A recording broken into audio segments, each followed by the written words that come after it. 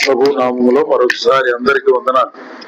கர்த்தருடைய நாமத்தினால மீண்டும் ஒரு விஷயம் கூட உங்கள் யாவருக்கும் அவருடைய வாழ்த்துதல்.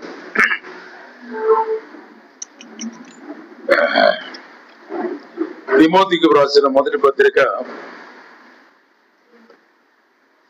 3వ అధ్యాయం. தீமோத்தேயுக்கு எழுதின முதல் நிருபம் 3ஆம் அதிகாரம்.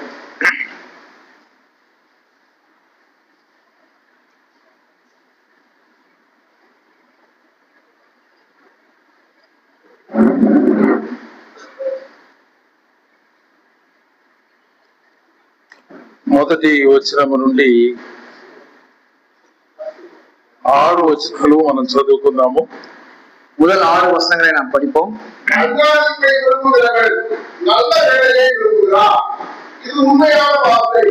ஆகையால் கண்காணியாளர்கள் குற்றம் சாட்டப்படாதவர்களும் ஒரே மனைவியுடைய புருஷனும் ஜாக்கிரதை உள்ளவனும் தொழில் உள்ளவனும் யோகியதை உள்ளவனும் அந்நியரை உபசரிக்கிறவனும் போதக சமத்துவமாக இருக்க வேண்டும்.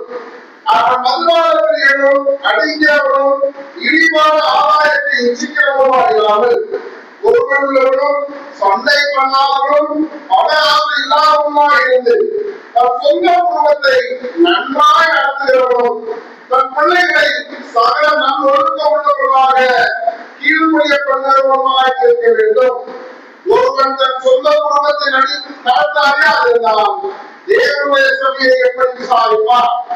அவன் நிர்மாணமடைந்து பிசாசு அடைந்த ஆக்கிய லாதபடிக்கு நூல சிஷ்யராக இருக்கக்கூடாது. చదవబడిన వాక్య భాగాలను దేవుడు మన వినికిడిలో దీవించును గాక. படிக்கப்பட்ட வேத வசனத்தை தேவன் தாமே நமக்கு ஆசீர்வதித்து கொடுப்பாராக. తిమోతికి వ్రాసినటువంటి పత్రిక ఇది సంఘ కాపరులకు వ్రాసిన పత్రిక. தீமோத்தேயுக்கு எழுதின நிருபம் இங்கு சபையின் கண்காணிப்பாளர்களுக்காக எழுதப்பட்ட ஒரு நிருபம். తిమోతి మొదటి పత్రిక, 2వ పత్రిక, తీతు పత్రిక 3 కూడా కాపరి పత్రికలని మనందరికీ తెలుసు. தீமோத்தேயுக்கு எழுதின முதல் நிருபம், 2ஆம் நிருபம், தீத்து நிருபங்கள் 3ம் சேர்ந்து காவலாளிகளுக்காக எழுதப்பட்ட ஒரு நிருபம் என்று நமக்கு எல்லோருக்கும் தெரியும். కాపరి అయిన వాడు ఎరిగి ఉండవలసిన సంగతులు ఇందులో పౌలు రాశారు. கண்காணிப்பாளராக இருக்கக்கூடியவர்களுடைய கடமைகள், தெரிந்திருக்க வேண்டிய காரியங்களை பவுலடியார்கள் இங்கு எழுதியிருக்கிறார்கள். కాపరికి అధ్యక్షుడు అని పేరు, இங்கு கண்காணிப்பாளருக்கு பொறுப்புள்ளவர் என்ற ஒரு பெயர் உண்டு. పెద్దలు అని పేరు, பெயர்கள் என்ற பெரியவர், மூப்பர் என்ற பெயர் உண்டு. ఈ సత్యాన్ని మనం అర్థం చేసుకోవాలి. இந்த சத்தியத்தை நாம் புரிந்து கொள்ள வேண்டும்.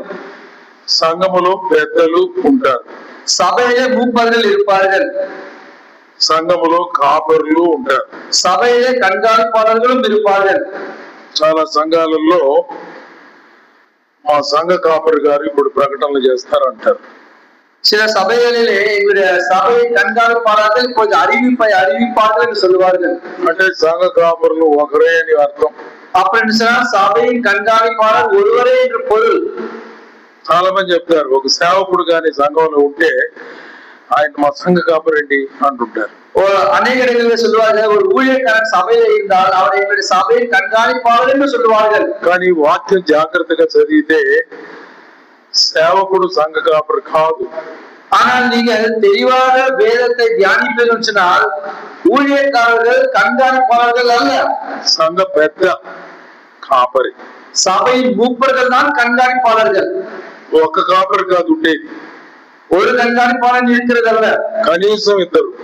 மினிமம், அதாவது ஏறக்குறைய 2 பேர். సంఘ సంఖ్యను బట్టి పెరుగుతా ఉంటది, சபையினுடைய வரக்கூடிய கூட்டத்தை பொறுத்து அது அதிகமாகும், అవసరతను బట్టి పెరుగుతా ఉంటది, தேவைக்கேற்றவாறு அந்த எண்ணிக்கை உயரும். தீமோத்தேயு సంఘములో జనులు ఎలా ప్రవర్తించాలనో,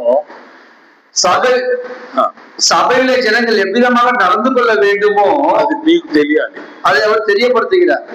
సంఘంలో జనానికి తెలియాల్సింది அது சபைகளுடைய ஜனங்களுக்கு தெரிய வேண்டியதல்ல, సంఘ కాపరికి తెలియాలి, சபையின் கண்காணிப்பாளருக்கு தெரிய வேண்டும், ఉపదేశకుడికి తెలియాలి, உபதேசம் செய்யக்கூடியவருக்கு தெரிய வேண்டும், సేవకుడికి తెలియాలి, ஊழியக்காரருக்கு தெரிய வேண்டும், బాధ్యత కలిగి పనిచేసే వారికి తెలియాలి, பொறுப்பில் இருந்து வேலையை செய்யக்கூடியவர்களுக்கு தெரிய வேண்டும். పౌలు తిమోతికి వ్రాస్తున్నాడు ఈ పత్రిక. பவுலடியார்கள் தீமோத்தேயுக்கு எழுதுகிறார்கள் இந்த நிருபத்தை. ఎఫెసీ సంఘాన్ని గురించి జాగ్రత్త చేస్తున్నాడు. இந்த சபையை குறித்தாக ஜாக்கிரதையா இரு என்று சொல்லுகிறார். పెద్ద సంఘం, பெரிய சபை, చిన్న వయసు నీది, சிறிய வயது உள்ளது, అనుభవం తక్కువ, உன்னுடைய அனுபவம் கம்மி. జీవము గల దేవుని సంఘములో ஜீவனுள்ள தேவனுடைய சபைகளிலே జనులు ఎలా ప్రవర్తించాలో నీకు తెలియాలి. ஜனங்கள் எவ்விதமாக நடந்து கொள்ள வேண்டும் என்று உனக்கு தெரிய வேண்டும். ఇది నీవు వారికి చెప్పాలి. இதைதான் நீ அவர்களுக்கு கற்றுக் கொடுக்க வேண்டும். ఇందులో ఉన్నటువంటి 6 అధ్యాయాలలో இங்க இருக்கக்கூடிய 6 அதிகாரங்களிலேயும் 6 హెడ్డింగ్ల కింద మనం చదువుకోవచ్చు. 6 தலைப்பு கீழே நாம் படித்துக் கொள்ளலாம். సంఘములో ఏమి ప్రకటన చేయాలి, சபைகளிலே எதை அறிவிக்க வேண்டும், అది మొదటి అధ్యాయం చెప్తుంది. அது முதல் அதிகாரம் சொல்கிறது. What you should teach in the assembly, நீங்கள் சபைகளிலே எதை கற்றுக் கொடுக்க வேண்டும் என்று சொல்கிறது. What you should preach in the assembly, சபைகளிலே நீங்கள் எதை போதிக்க வேண்டும் என்று சொல்லிக் கொடுக்கிறது. వారికి ఏమి నేర్పించాలి, నువ్వు நீங்கள் எதை கற்றுக் கொடுக்க வேண்டும், నీ ప్రకటన ఎలా ఉండాలి, உங்களுடைய அறிவிப்பு எப்படியா இருக்க வேண்டும், నీ ఉపదేశం ఎలా ఉండాలి, உங்களுடைய உபதேசம் எப்படியா இருக்கிறது, అది మొదటి అధ్యాయంలో చెప్పబడింది. அதுதான் முதல் அதிகாரத்தில் சொல்லப்பட்டிருக்கிறது. రెండవ అధ్యాయంలో இரண்டாம் அதிகாரத்தில் ప్రార్థన సంఘములో ఎలా చేయాలి, சபைகளிலே ஜெபம் எப்படியா செய்ய வேண்டும், అంశాలు ఏమిటి, அதனுடைய எதற்காக நாம் ஜெபிக்க வேண்டும், ప్రార్థన పాయింట్లు ఏమిటి, நாம் எந்த ஜெப குறிப்புகளுக்காக நாம் ஜெபிக்க ఏ வேண்டும், విషయం మనం ప్రార్థన చేయాలి, எதற்காக நாம் ஜெபிக்க வேண்டும், ఎవరెవరు ప్రార్థన చేయాలి. யாரெல்லாம் ஜெபிக்க வேண்டும். రెండవ అధ్యాయంలో అంతా ప్రార్థనను గురించిన మాటలు ఉన్నాయి. இரண்டாம் அதிகாரம் முழுவதும் ஜெபத்திற்குண்டான ஒரு வார்த்தைகளாய் தென்படுகிறது. అంటే ఈ పత్రికలో ఉన్నటువంటి అంశాలన్నీ కూడా அப்படி என்றால் இந்த நிருபத்தில் இருக்கக்கூடிய அதிகாரங்கள் எல்லாம் கூட విశ్వాసులకు విమోచించబడిన వారికి ప్రభు చెప్పిన 4 మాటల మీద ఆధారపడి ఉన్నాయి. விசுவாசிகளுக்கு விமோசிக்கப்பட்ட கர்த்தரால் சொல்லப்பட்டவர்களுக்கு 4 காரியங்கள் மீது அடங்கி இருக்கிறது. అపోస్తుల కార్యాలు 2వ అధ్యాయంలో 4 మాటలు విన్నాం కదా. அப்போஸ்தலர் நடபடிகளின் புத்தகத்திலே 4 காரியங்களை நாம் தியானித்தோம் அல்லவா. అపోస్తుల బోధ, அப்போஸ்தலர்களுடைய போதை, సహవాసం, அவருடைய சகவாசம், రొట్టె విరుచుట, அப்பம் பிட்டுதல், ప్రార్థన చేయుట. இடைவிடாமல் ஜெபிக்கிறது. మొదటి అధ్యాయంలో బోధ, முதல் அதிகாரத்திலே போதனையும், 2వ అధ్యాయంలో ప్రార్థన, இரண்டாம் அதிகாரத்திலே ஜெபமும், 3వ అధ్యాయంలో పరిపాలన, மூன்றாம் அதிகாரத்திலே கண்காணிப்பும், 4వ అధ్యాయంలో పరిచర్య, நான்காம் அதிகாரத்திலே உபசரிப்பும், 5వ అధ్యాయంలో పవిత్రత, ஐந்தாம் அதிகாரத்திலே பரிசுத்தமும், 6వ అధ్యాయంలో ప్రయాసము. 6ஆம் அதிகாரத்திலே அவர்கள் செய்யக்கூடிய பிரயாசத்தை குறித்து எழுதப்பட்டிருக்கிறது. ఎంత స్పీడ్ గా చెబితే ఎవరు రాసుకుంటారు? இவ்வளவு வேகமாக நான் யாரை எழுதி கொள்ள முடியும்? మళ్ళీ చెబుతా. மீண்டும் சொல்லுகிறோம். మొదటి అధ్యాయంలో ప్రకటన, முதல் அதிகாரத்திலே அறிவிப்பு. వాట్ యు షుడ్ టీచ్, நீங்கள் எதை போதிக்க வேண்டும். అసెంబ్లీలో కథలు చెప్పడానికి కాదు, சபைகளிலே கதைகளை சொல்ல தேவையில்லை, కల్పనా కథలు కూడా కాదు, நீங்கள் சேர்த்து கொண்டு சொல்லக்கூடிய கதைகள் அல்ல, దురద చెవులున్న వారికి కోరుకునే కాదు, இதோ துரித காது இருக்கிறவர்களுக்கு விரும்பத்தக்கதான கதைகள் அல்ல. ఏ preacher must preach what lord preaches. ஒரு போதகன் தேவன் எதை போதிக்கிறாரோ அதை மட்டுமே சபையில போதிக்க வேண்டும். ఏం చెప్పాడని చెప్పు, கர்த்தர் என்ன சொன்னாரோ அதை மட்டும் சொல். దేవుడు నీతో ఏం మాట్లాడాడని చెప్పు, தேவன் உன்னோடு என்ன பேசினாரோ அதை நீ சொல். సంఘానికి ఏం కావాలని చెప్పు, சபைக்கு எது தேவையோ அதை நீ சொல். నీకేం కావాలని చెప్పబాక, உனக்கு என்ன வேணுமோ அதை நீ சொல்லாதே. స్వార్థంతో చెప్పొద్దు, உன்னுடைய சுயநலத்தினால சொல்லாதே. దుర్బుద్ధితో చెప్పవద్దు, தீமையான எண்ணத்தினால சொல்லாதே. కల్పనా కథలు అక్కర్లేదు. நீங்களே ஊகித்து சொல்ல வேண்டிய கதைகள் இல்லை. God teaches, you must speak. கர்த்தர் எதை போதிக்கிறாரோ அதை நீங்கள் பேச வேண்டும். 5వ వచనం చూడండి, మొదటి అధ్యాయం 1ஆம் அதிகாரம் 5ஆம் வசனம் பாருங்கள். ఉపదేశ సారమేదనగా పవిత్ర హృదయము నుండి, మంచి మనస్సాక్షి నుండి, నిష్కపటమైన విశ్వాసము నుండి కలుగు ప్రేమే. கற்பனையின் பொருள் என்னவெனில் சுத்தமான இதயத்திலும் நல் மனசாட்சியிலும் மாயமற்ற விசுவாசத்திலும் பிறக்கும் அன்பே.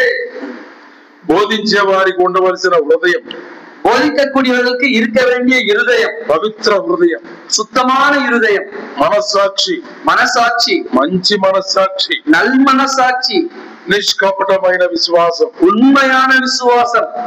వీటిల్లో నుంచి పుట్టే ప్రేమే இவைகளிலிருந்து பிறக்கக்கூடிய அன்பே ఉపదేశ సారమై ఉండాలి. உங்களுடைய போதனையின் முக்கியமான பாயிண்டா இருக்க வேண்டும். What you should speak and preach is nothing but the love of Jesus.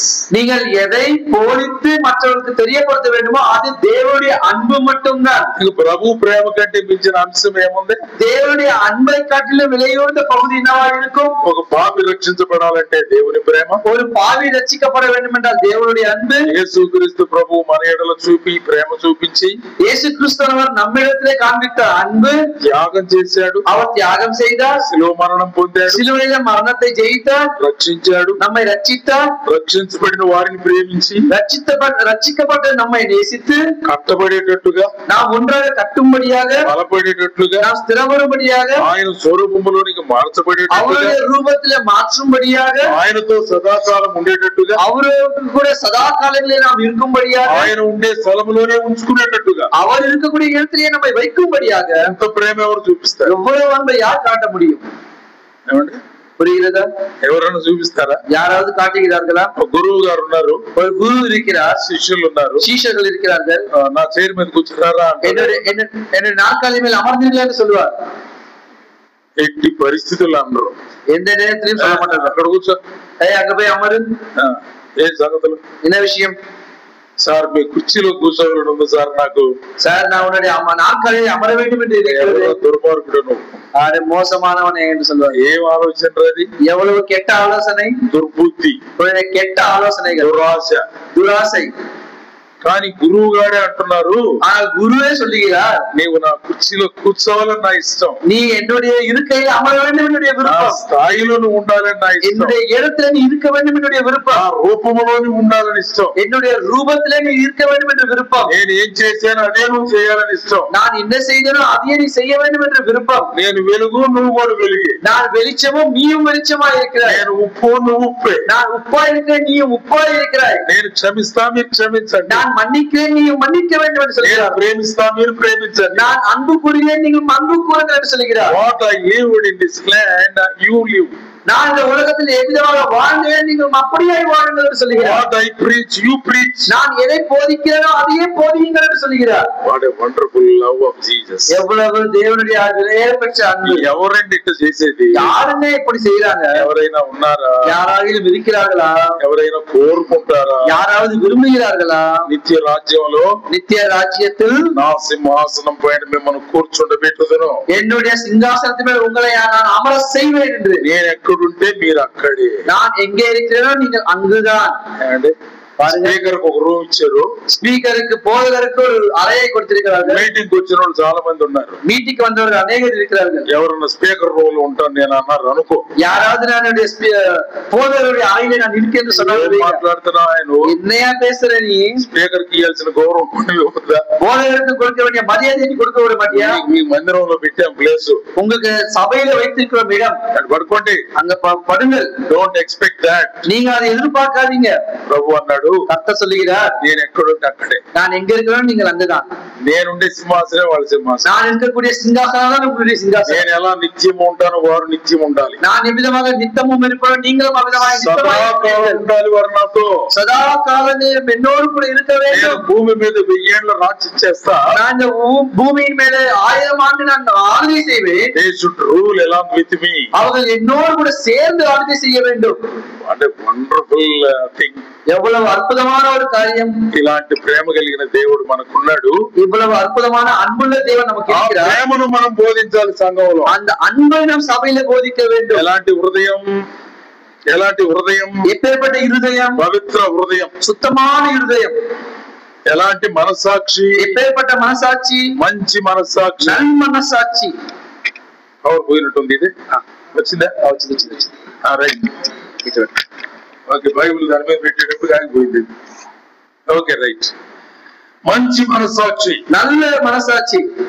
అంత మాత్రమే కాకుండా నిష్కపటమైన విశ్వాసం, உண்மையான விசுவாசம். ఇవి కలిగిన వాడు బోధించాలి. இது இருக்கிறவன் தான் போதிக்க வேண்டும். బోధకులందరూ లేచి నిలబడుతుంటారు. போதகர்கள் எல்லாம் வந்து நிற்பார்கள். నాకు ఛాన్స్ ఇవ్వండి, ఈ రోజు எனக்கு ஒரு வாய்ப்பு கொடுங்கள், இன்னைக்கு మాట్లాడతా, நான் பேசுகிறேன். ప్రిపేర్ అయింది. நான் அநேகமாக காரியங்களை ஆயத்தமாயிருக்கிறேன். టీవీలో విన్నా ఒకటి, நான் டிவில ஒன்று கேட்டேன், మంచి మెసేజ్, சரியான ஒரு செய்தி, నీకు మంచి మెసేజ్, அது உனக்கு நல்ல செய்தி, దేవుని ప్రజలకు మంచి మెసేజ్ కాదు, அது தேவனுடைய ஜனங்களுக்கு நல்ல செய்தி அல்ல, దేవుడికి మంచి మెసేజ్ அது కాదు, தேவனுக்கு நல்ல செய்தியா இருக்கலாம், దేవుడు చెప్పింది కావాలి కదా. தேவன் சொன்னது இருக்க வேண்டும் அல்லவா? టీవీలో ఎవరికి చెప్పారు? டிவில யாருக்கோ சொன்னாரோ? నన్ను కూడా టీవీలో వాక్యం చెప్పమంటుంటారు. என்ன கூட டிவில சொல்லுங்கன்னு சொல்லுவாங்க. ఎవరికి చెప్పాలంట? யாருக்கு சொல்ல வேண்டும் என்று நான் கேட்கிறேன். ఎవరికి చెప్పాను అందరు అంటారు. யாரோ ஒருத்தருக்கு சொல்லுங்க, யாராவது கேட்பாங்க. ఎవరికి చెప్తేనే నేను யாருக்குங்க நான் சொல்றது? ఎదురుగా మనుషులు లేకుండా, நேருக்கு நேராக மனிதர்கள் இல்லாமல், ఎవరికి వాక్యం చెప్తానో తెలియదు, யாருக்கு வசனம் சொல்றேன்னு தெரியாமல், ఏం చెప్పమంటా ప్రభు అని ఆయన అడగకుండా, ஆண்டவரே நான் என்ன சொல்ல வேண்டும் என்று அவர் கேட்காமல், ఏదో ఒకటి చెప్తానా అయ్యారేదా, ஏதோ ஒன்று சொல்வதா? I don't speak. அப்படிதான் நான் பேசுறதில்ல. ఆ టీవీ కూడా ఒకటి ఉంటాడు నాకు తెలిసినోడు, எனக்கு தெரிஞ்ச டிவிக்காரன் ஒருத்தர் இருக்கான். డబ్బులు వద్దన్నా ఫ్రీగా చెప్పండి, நான் பணம் இல்லைண்ணா, நீங்க ஃப்ரீயா சொல்லுங்கண்ணா, మీరు నాకు డబ్బులు ఎక్కర్లేదన్నా, நீங்க எனக்கு பணம் கொடுக்க தேவையில்லை, నేను ప్రసారం చేస్తాను, நான் உங்களுக்கு பிரச்சாரம் செய்யறேன், చెప్పన్నా, சொல்லுங்கண்ணா. అరే జనాన్ని కూర్చోబెట్టు ఎదురుగా, நீ ஜனங்களை உட்காரவே, తర్వాత మాట్లాడు, அதுக்கப்புறமா நான் பேசுறேன். నా దేవుడిని అడగాలి, நான் என்னுடைய தேவனை கேட்கணும், ఎవరికి ఏం కావాలో అడుగుతా, யாருக்கு என்ன வேணுமோ நான் கேட்கணும், ప్రార్థిస్తా, நான் ஜெபிப்பேன், నాతో మాట్లాడు ప్రభు అంట, என்னுடைய பேசும் ஆண்டவரே నేను கேட்பேன், నేర్చుకున్న సంగతి వారికి తెలియజేస్తాను. நான் కற்றுకొన్న కార్యத்தை அவர்களுக்கு நான் சொல்லுவேன். స్వార్థంగా కాదు, என்னுடைய தனிப்பட்ட நிலைமையில் அல்ல, వేరే బుద్ధితో కాదు, வேற கெட்ட ஆலோசனை அல்ல, ధనాపేక్ష కప్పి పుచ్చి కాదు, இதோ பண ஆசையினாலே மூடப்பட்டவனாக அல்ல, అబద్ధాలు కాదు, பொய்கள் அல்ல, కల్పనా కథలు అంతకంటే కాదు, கட்டுக்கதைகள் அல்லவே அல்ல, the facts and the truth of the word of God, இருக்கக்கூடிய சத்தியமும் தேவனுடைய வார்த்தைகளை தான் நான் போதிப்பேன். అది మనం ప్రకటించాలి, அதைதான் நாம் அறிவிக்க வேண்டும். సంఘంలో అది ప్రకటిస్తే ఈ ఊరు ఎక్కడికి పోతారండి? சபையில நாம் இதை அறிவித்தால் எல்லோரும் எங்க செல்கிறார்கள்? సంఘంలో జనం ఉండట్లేదన్నా, சபையில யாரும் இருக்கிறது இல்லன்னா, కథలు చెప్తే ఎందుకుంటారు? கதைகள் சொன்னா ஏன் இருக்க போறாங்க? ఏది పెడితే చెప్తే ఎందుకుంటారు?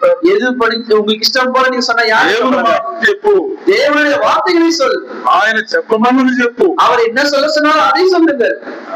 ప్రకటన జాగ్రత్తగా చేయాలి. நீங்கள் அறிவிப்பை ஜாகிரதையாய் சொல்ல வேண்டும். రెండవది ప్రార్థన. இரண்டாவது ஜெபம்.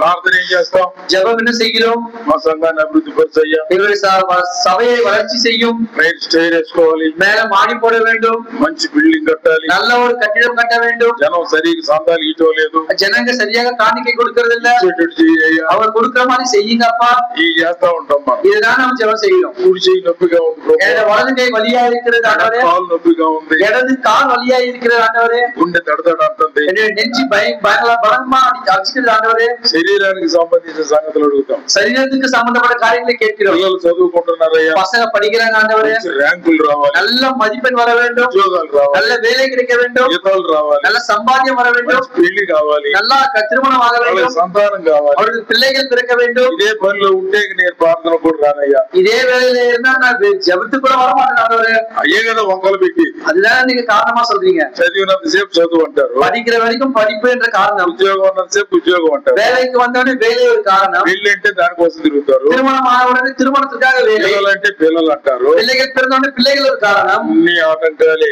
இதெல்லாம் தடைகள் தான். అవన్నీ పక్కన పెట్టి எல்லாம் பக்கத்துல வைத்து ఇష్టానుసారంగా జరిగించు ప్రభు, అవన్నీ உங்களுடைய சித்தத்தின்படியே நடப்பிக்கும் ஆண்டவரே. నన్ను ఎందుకు పిలిచావు ఆ పనిలో ఉంటాను, நீங்கள் எதைக்காக என்னை அழைத்தீர்களோ அந்த வேலையிலே நான் இருப்பேன். సంఘములో ఏం ప్రార్థన చేయాలి? சபையை நாம் எதற்காக ஜெபிக்க வேண்டும்? అందరూ ఆత్మీయంగా బలపడాలి, எல்லோரும் ஆவிக்குரிய நிலைமையில வளர்ச்சி அடைய வேண்டும், ఆత్మీయ క్షేమాభివృద్ధి కలగాలి, ஆவிக்குள்ளே தேர்ச்சி அடைந்து ஒரு வளர்ச்சி அடைய வேண்டும். ఆత్మీయ క్షేమాభివృద్ధి అంటే இதுதானே ஆவிக்குரிய வளர்ச்சி என்றால் క్రీస్తు రూపములోనికి మార్చబడాలి, கிறிஸ்துவின் ரூபத்திற்குள்ளாக மாற்றப்பட வேண்டும், క్రీస్తు లక్షణాలు మనలో కనబడాలి, கிறிஸ்துவின் குணாதிசயங்கள் நமக்கு தென்பட வேண்டும், క్రీస్తు చేసిన క్రియలు మనం జరిగించాలి, கிறிஸ்து செய்த காரியங்களை நாம் செயல்பாடு செய்ய வேண்டும். ఇది ఆత్మీయ అభివృద్ధి అంటే. இதுதான் ஆவிக்குரிய வளர்ச்சி. ఆత్మీయ అభివృద్ధి చెయ్యి ప్రభు, ఆత్మీయ అభివృద్ధి అడుగుతుంటారు, ஆவிக்குரிய வளர்ச்சி ஆண்டவரே, ஆவிக்குரிய வளர்ச்சி தாரும் என்று கேட்கிறார்கள். ఏంటి అని అడిగితే ఏమి చెప్పారు? என்னன்னு கேட்டா ஒண்ணும் சொல்ல மாட்டாங்க. ఏంది ఆత్మీయ అభివృద్ధి అంటే? ஆவிக்குரிய வளர்ச்சினா என்ன? ప్రభు రూపంలోకి రావాలి, నేను கர்த்தருடைய ரூபத்துக்குள்ளாக வர வேண்டும், ఆయన అడుగుల్లో అడుగులు వేయాలి, அவருடைய அடிச்சுவடுகளின்படியாக ఆయన లక్షణాలు నా దగ్గర அவருடைய కనబడాలి, குணாதிசயங்கள் எனக்குள்ளாக தென்பட ఆయన வேண்டும். చేయమని చేస్తా, அவர் சொன்னதையே நான் ఆయన செய்வேன். చేసి నేను చేస్తా, அவர் செய்ததையே நான் செய்வேன். ఇది సాక్షాత్తం. இதுதான் சாட்சிபூர்வமாக ఇది కదా అభివృద్ధి, இதுதான் அல்லவா வளர்ச்சி. అన్ని జనులు అడుగుతారు, புறஜாதியர்களை கேட்பார்கள், ఏమి తిందామా ఏమి తాగుదామా, என்ன புசிப்போமோ என்ன குடிப்போமோ, ఎలా వస్త్రం ధరించుకోవాలన్నా, ఎలా జీవించాలన్నా, எவ்விதமாக உடுத்துவோம் எவ்விதமாக வாழ வேண்டும் என்று చింతపడతా ఉంటారు. அவர்கள் கவலையோடு கூட இருப்பார்கள். మీకేం పని, உங்களுக்கு என்ன வேலை?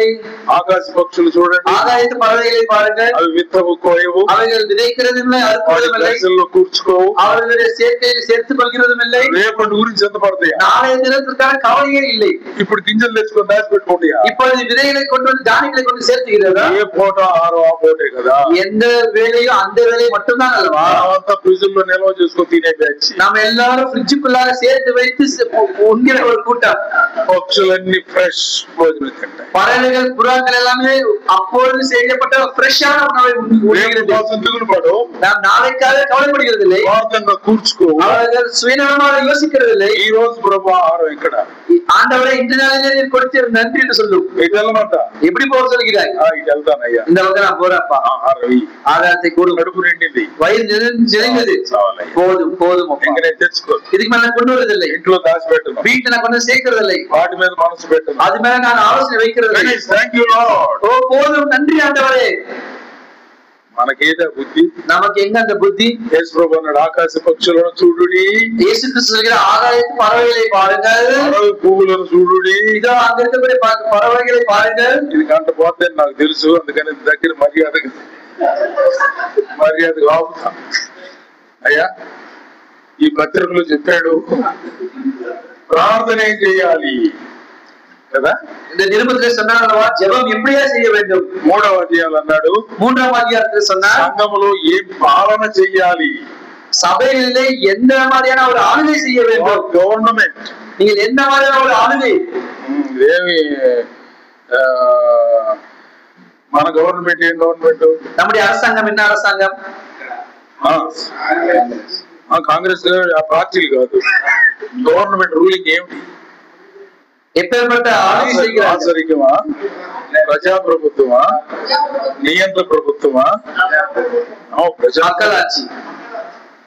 ఓట్లు ప్రకారంగా నాయకులు ఎన్నుకొనబడతారు, அவர்கள் ஓட்டுகளின்படியாக தலைவர்களை தீர்மானிக்கிறார்கள். సంఘం ప్రజాప్రభుత్వం కాదు, சபையானது மக்கள் ஆட்சி அல்ல, నియంత్ర ప్రభుత్వం కాదు, அதாவது நியமிக்கப்பட்ட ஆட்சி அல்ல, ఇది దేవుని రాజ్యం. இது தேவனுடைய ராஜ்யம்.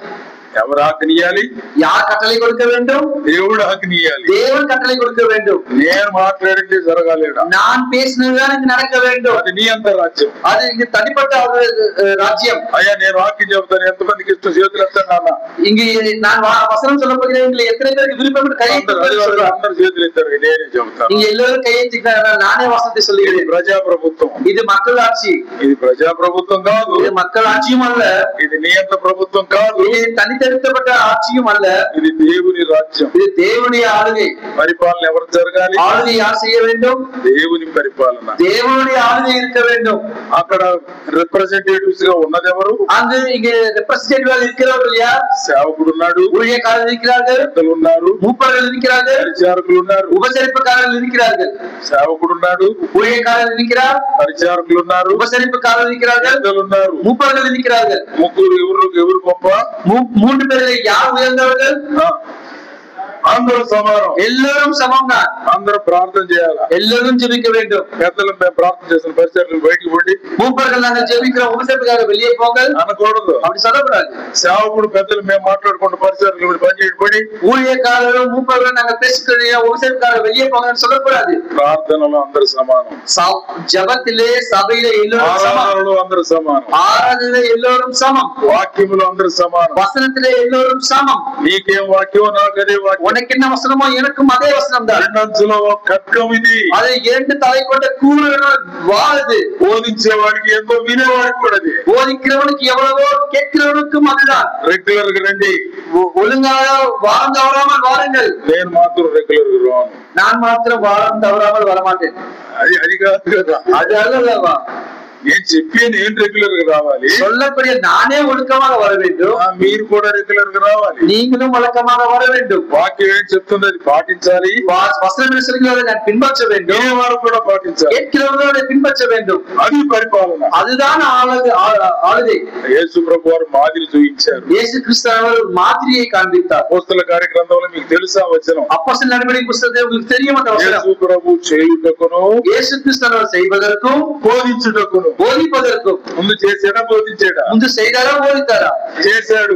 ముందు செய்தார், చేసిన సంగతులు బోధించాడు. செய்த காரியங்களை தான் போதித்தார். మనం బోధించే సంగతులు చేయడానికి ప్రయత్నం చేస్తుంటాం. நாம் போதிக்கக்கூடிய காரியங்களை செய்வதற்கு முயற்சி செய்கிறோம். వాటి డిఫరెన్స్ எவ்வளவு வித்தியாசம்! మనం కూడా చేసి బోధించాలి, நாமும் செய்து பிறகு போதிக்க வேண்டும். అది మన బోధ, அதுதான் நம்முடைய போதனை, అది మన ప్రార్థన, அதுதான் நம்முடைய ஜெபம், అది మన పరిపాలన. அதுதான் நம்முடைய ஆளுகை.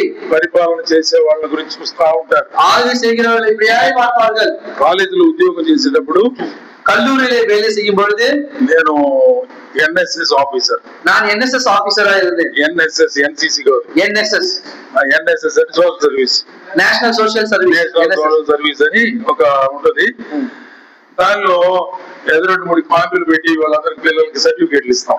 ஏதோ ஒரு சிறிய போட்டியை வைத்து பிள்ளைகளுக்கு நாங்கள் அந்த சான்றிதழை வழங்குவோம். క్లీనింగ్ ద రోడ్స్, அவர்கள் தெருக்களை சுத்தம் செய்கிறார்கள். పల్లెటూరు వెళ్ళి క్లీన్ చేయడము, ஏதோ ஒரு கிராமத்துக்கு போய் தெரு சுத்தம் செய்வது, పనులు చేపిస్తా ఉంటాం. சின்ன சின்ன வேலைகளை செய்யும்படியா ఆ செய்வோம். రోజు కాలేజీకి సెలవు ఇస్తారు మాకు. ஒரு நாள் எங்களுக்கு அந்த நாளிலே கல்லூரிக்கு விடுப்பு கொடுப்பார்கள். సంతకం పెట్టచ్చు, ஆனாலும் கையெழுத்து வைப்போம். అప్పుడు అటెండెన్స్ ఉంటుంది. பிள்ளைகளுக்கும் అటెండెన్స్ இருக்கும். ఒక ఊరు వెళ్ళాం, ஒரு ஊருக்கு கிராமத்துக்கு போனோம். నేను ఒక మంచి చెట్టు కింద నిలబడ్డాను. நான் ஒரு நல்ல செடிக்கு நின்று கொண்டேன். పిల్లలందరూ ఎండలో పని చేస్తున్నారు, பிள்ளைகள் எல்லோரும் வெயில வேலை செய்கிறார்கள். ఒకడెవడు బైక్ లేచాడు, ஒருத்தர் மாதிரி மேலே வந்தான். తలకాయ ఉంచు పని చేయి, தலை குடி வேலை செய்ய சொன்னேன். వాడు చిన్నగా అంటున్నాడు, அவன் மெதுவாய் சொல்லுகிறான், ఆయన కూడా ఎండలోకి వచ్చి తెలిసిద్ది. அவனும் வெயில வந்தா தெரியும். నేను నుండి చెప్పడం కాదు, நிழலுக்கு சொல்றதல்ல. అందరూ నవ్వారు. எல்லாரும் சிரித்தார்கள். ఏదో జోక్ కట్ చేశారు, లేకపోతే అందరు ఎందుకు నవ్వుతారు? ஏதோ ஜோக் செய்தான்னு எனக்கு புரிந்து விட்டது. ఏంట్రా అని అన్నారు. என்ன என்று கேட்டேன். సార్ ఏం లేదు సార్, சார் ஒண்ணும் இல்ல சார், మీరు కూడా ఎండలోకి వస్తే நீங்களும் வெயில்ல வந்தீங்கன்னா తెలుస్తుందంట అంటున్నాడు వాడు. உங்களுக்கும் தெரியும்னு சொல்றான் அந்த பையன். ఆలోచన చేశా, யோசித்து பார்த்தேன். వాడు ఎండలో నడుము వంచి పని చేస్తున్నాడు, அவன் வெயிலே குனிந்து வேலை செய்கிறான், నేనేమో నీడలో నిలబడి ఉంటాను. நான் என்னவோ நிழல் கீழாக நின்று கொண்டிருக்கிறேன். బాధ నాకేం తెలుస్తుంది? கவலை எனக்கு என்ன தெரியும்? బాధ తెలియాలంటే నేను కూడా ఆడ ఉండాలి. அந்த கவலை தெரிய வேண்டும், நான் கூட எங்க இருக்க வேண்டும்? ఊరికి చెప్పటం కాదు, சும்மா சொல்றது மாத்திரமல்ல, చేసేవాళ్ళే ఉండాలి. செய்கிறவர்களா இருக்க வேண்டும். జాగ్రత్తగా, ஜாக்கிரதையாக, శ్రద్ధగా, பொறுப்பாக విని கேட்டு అనుసరించాలి. அதை பின்பற்ற வேண்டும். అది పరిపాలనలో ఉన్న అంతర్యం. அதுதான் கண்காணிப்பாளர்களுடைய ஆளுகை. If I do it, இப்போ நான் விதமாக செய்தால் people follow me. ஜனங்கள் இதை பின்பற்றுவார்கள். నేను చేస్తే, நான் செய்தால், సార్ నడువంచి పని చేస్తే, சார் அவர்கள் குனிந்து வேலை செய்தால் పిల్లలు నిలబడటానికి ఎవరు ధైర్యం చేయడం. பிள்ளைகள் யாரும் நிற்பதற்கு தைரியம் செய்கிறதில்லை. వండర్ఫుల్. పెద్దలు నడువంచి పని చేస్తే, அற்புதம். மூப்பர்கள் தலை குனிந்து வேலை செய்தால், పెద్దలు మోకరించి ప్రార్థన చేస్తే, மூப்பர்கள் முழங்கால் படித்து ஜெபித்தால், పెద్దలు బైబిల్ ధ్యానంలో ఉంటే, மூப்பர்கள் வேதாகமத்தின் தியானத்தில் இருந்தால், దాని కోసమై ప్రయాసపడుతుంటే, சபைக்காக பிரயாசப்பட்டால் మిగిలిన వారు కూడా ఎవరు వెనకంజ వేయరు. பின்னாலே இருக்கக்கூடிய மற்றவர்கள் யாரும் பின்தங்கி போக மாட்டார்கள். One must do and teach. ஒருவர் செய்து அவர்களுக்கு காண்பிக்க வேண்டும். This is ruling. இதுதான் ஆளுகை. మనము ఎవరైతే నాయకులుగా ఉండాలని కోరుకుంటారో, நாம் யாரு தலைவர்களாக இருக்க வேண்டும் என்று நினைக்கிறார்களோ దాసులై ఉండాలి. அவர்கள் முதலிலே தாசர்களாக இருக்க வேண்டும். పని చేసేవారై ఉండాలి. அவன் வேலை செய்கிறவர்களாக இருக்க வேண்டும். వారు కష్టపడేవారై ఉండాలి. அவர்கள் கஷ்டப்படக்கூடியவர்களாக இருக்க வேண்டும். ఊరికే చెప్పేవారుగా ఉండకూడదు. சும்மா ஏதோ தானே வந்து சொல்லுகிறவர்களா இருக்கக்கூடாது.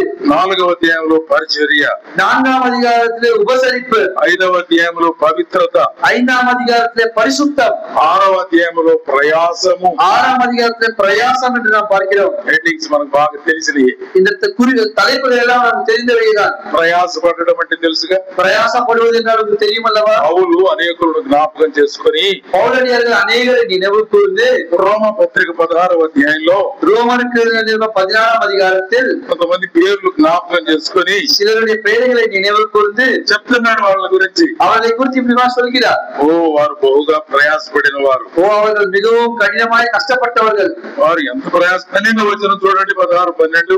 ரோமருக்கு 16ஆம் அதிகாரம் 12ஆம் வசனம். ప్రయాసపడు వారికి వందనములు.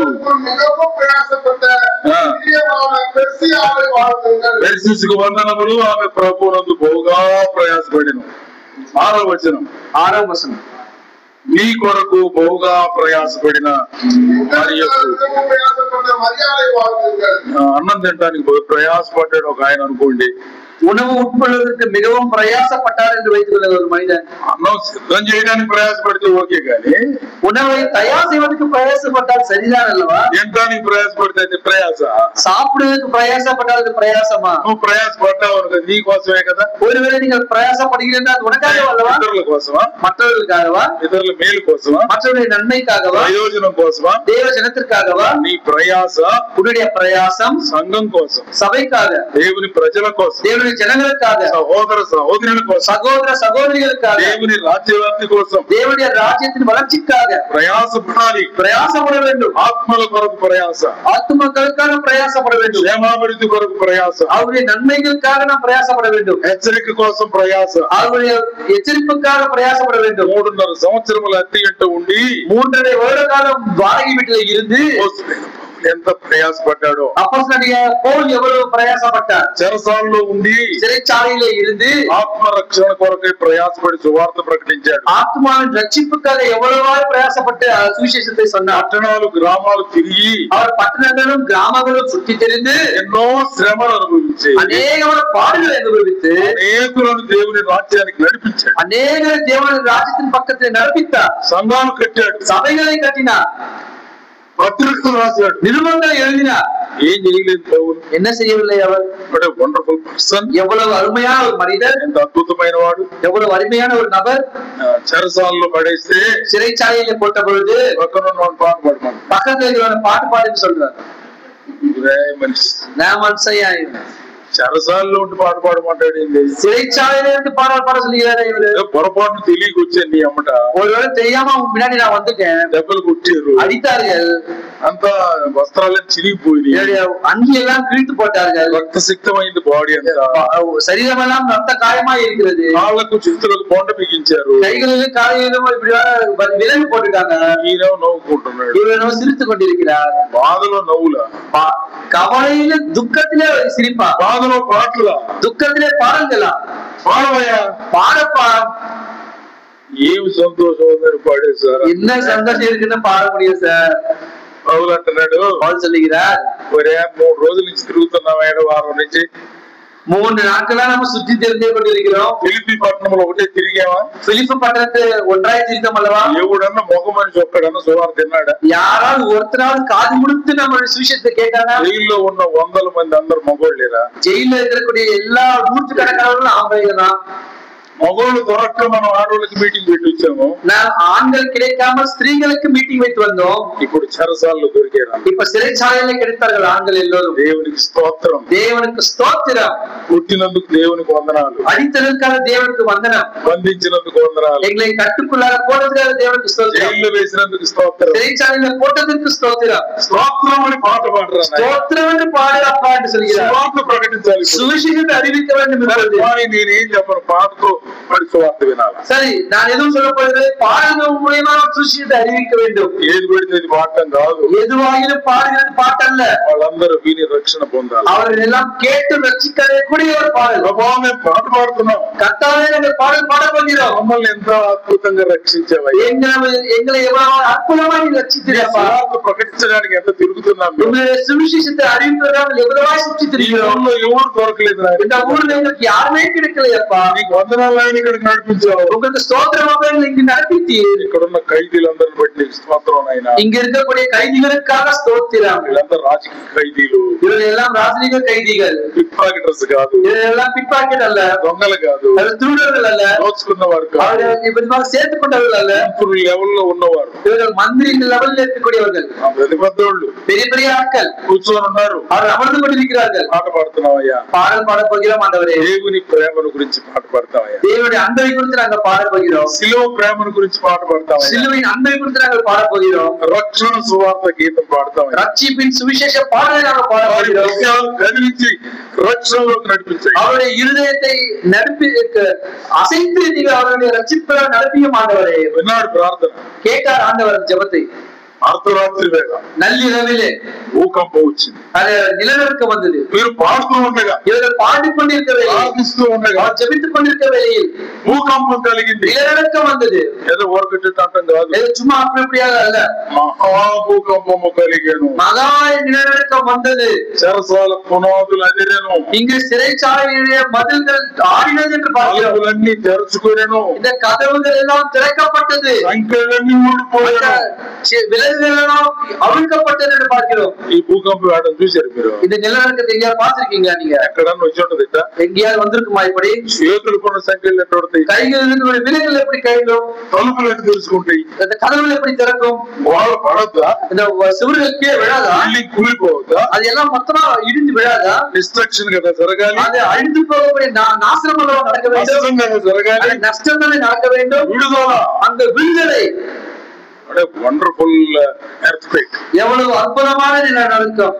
దేవుడు ఆదేశించిన భూకంపం అది. தேவன் నియమించக்கூடிய నిలనడుக்கம். దేవుని ప్రేమను గురించి విన్నప్పుడు వారు ఎవరు కదల. தேவனுடைய அன்பை குறித்து கேட்டபோது யாரும் நகரவில்லை. అక్కడే ఉన్నారు. எல்லாரும் அங்கேயே இருக்கிறார்கள். నేను సంతోషంగా ఉన్నా, நான் சந்தோஷமா இருக்கிறேன். దేవాన్ని కూడా సంతోషపడాలి. தேவனை நீங்களும் சந்தோஷப்பட வேண்டும். ఒక పాపి మారుమనసు పొందేశారు. ஒரு பாவி மனிதனால் போதும். పరలోకములో దేవుని దూతల ఎదుట మిక్కిలి సంతోషం. பரலோகத்திலே தேவதூதர்கள் மத்தியிலே மிகுந்த சந்தோஷம். We are happy to preach the word of God. நாங்கள் தேவனுடைய வார்த்தையை போதிக்க மிக சந்தோஷமா To இருக்கிறோம். preach gospel of Jesus. நாங்கள் தேவனுடைய சுவிசேஷத்தை அறிவிக்க சந்தோஷமா இருக்கிறோம். ఆత్మ రక్షించబడితే చాలు. ஒரு ஆத்துமா ரட்சிக்கப்பட்டால் போதும். ఓ ఆ రాత్రి వేళ ఎవడు కదల్ల. அந்த இரவு வேளையில ஒருவரும் அசைக்கப்படவில்லை. అందరు పోయింటారు అనుకుంటున్నాడు చెరసాల నాయకుడు. அந்த காவலாளி நினைக்கிற எல்லோரும் போயிருப்பார்கள் என்று. చచ్చిపోతే మంచిది అనుకుంటున్నాడు. செத்து போயிருந்தா நல்லது என்று நினைக்கிறார். రోమా గవర్నమెంట్ ఎట్లా మరణ శిక్ష విధిస్తున్నారు రేపు. ரோம அரசாங்கம் எப்படியோ ஒரு தண்டனை கொடுக்க போகிறது. హత్య చేసుకుందాం అనుకుంటున్నాడు. ఆత్మహత్య. ஒருவேளை என்னை நானே தற்கொலை செய்து கொள்ளலாம் என்று நினைக்கிறார். దేవుని ప్రేమ స్వరం వినబడుతుంది. ஆனால் தேவனுடைய அன்பின் குரல் கேட்கிறது. చెరసాల నాయకుడా, இதோ காவலாளியே, నీకు నువ్వేమి హాని చేసుకో. உனக்கு நீ எந்த ஒரு காயத்தையும் தீங்கையும் ஏற்படுத்தாதே. Wonderful statement. We are all here.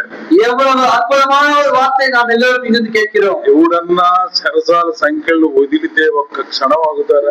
யாராவது ஒரு விசை கூட உங்களை கையில் இருக்கக்கூடிய இந்த விலங்கு கரண்டு போனால் இதில் நிற்பார்களா? ఉంటారా? ஒரு நிமிஷம் நிற்பாங்களா? అందరూ అక్కడే ఉన్నారు. எல்லாரும் அங்கேயே இருக்கிறார்கள். ఇప్పుడు దాకా సంఖ్యలు బంధించాయి. இப்போ வரைக்கும் உங்களுடைய விலங்குகள் அவர்களை கட்டுப்படுகிறது. దేవుని ప్రేమ మమ్మల్ని బంధించి, இப்பொழுது தேவனுடைய அன்பு அவர்களை கட்டி போட்டு இருக்கிறது.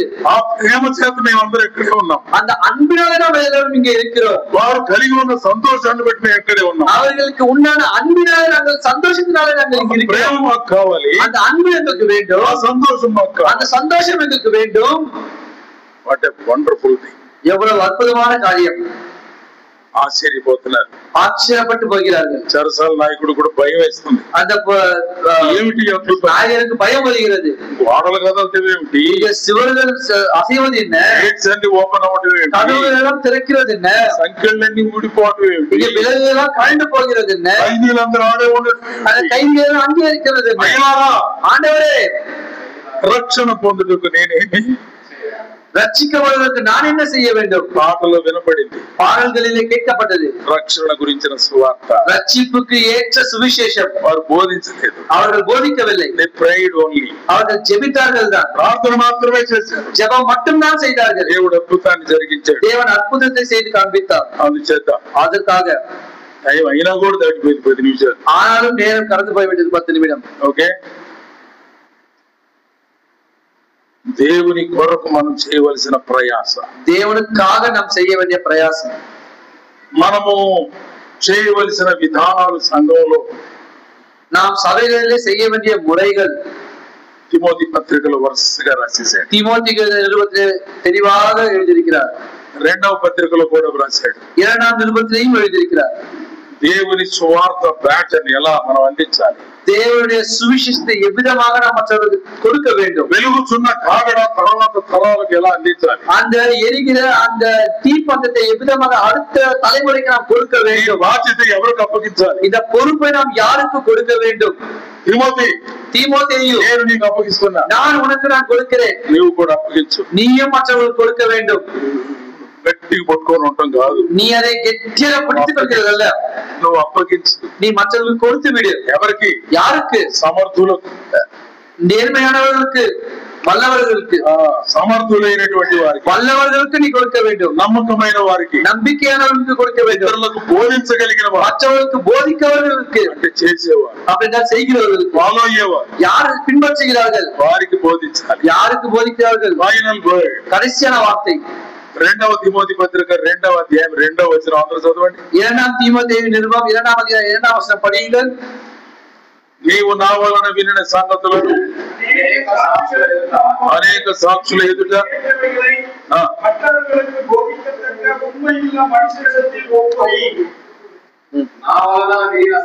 సంగతులు చదువు ఇతరులకు బోధించుటకు సామర్థ్యము గల నమ్మకమైన మనుషులకు వాటిని అప్పగింపము.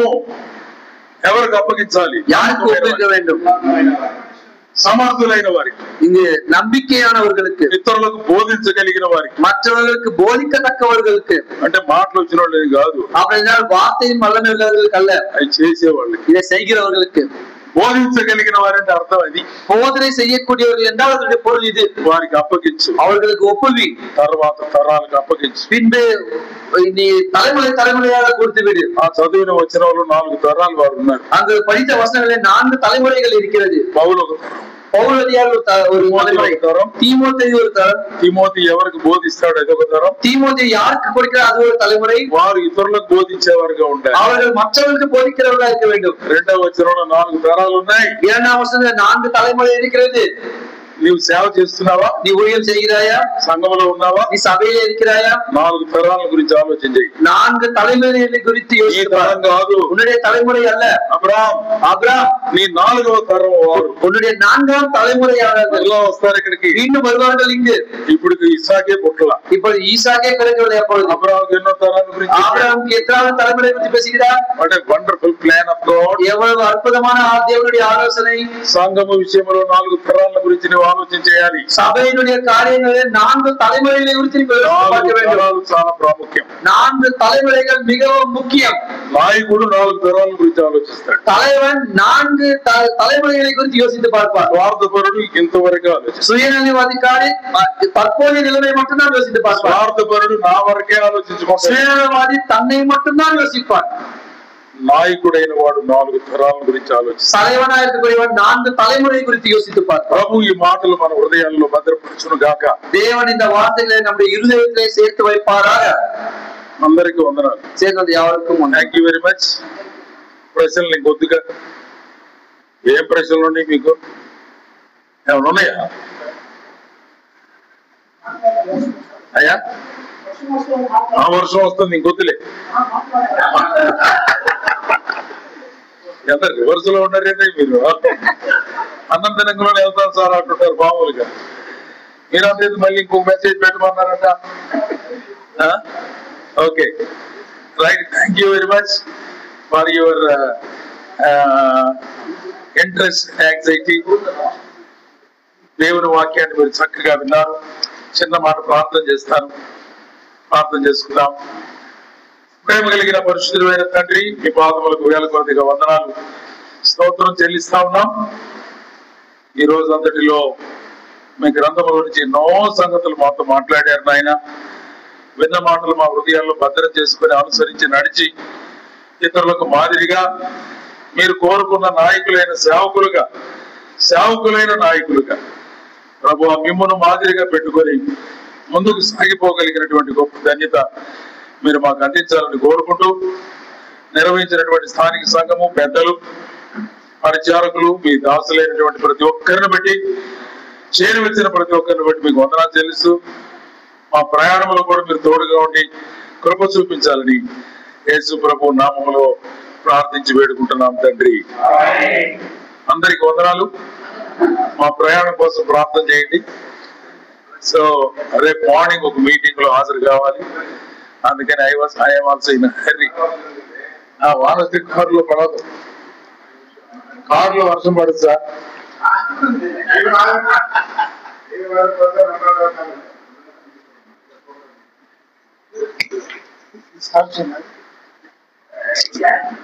கர்த்தர் மகிமைப்படுவதாக. காலையில் நேரம் வரை கர்த்தருடைய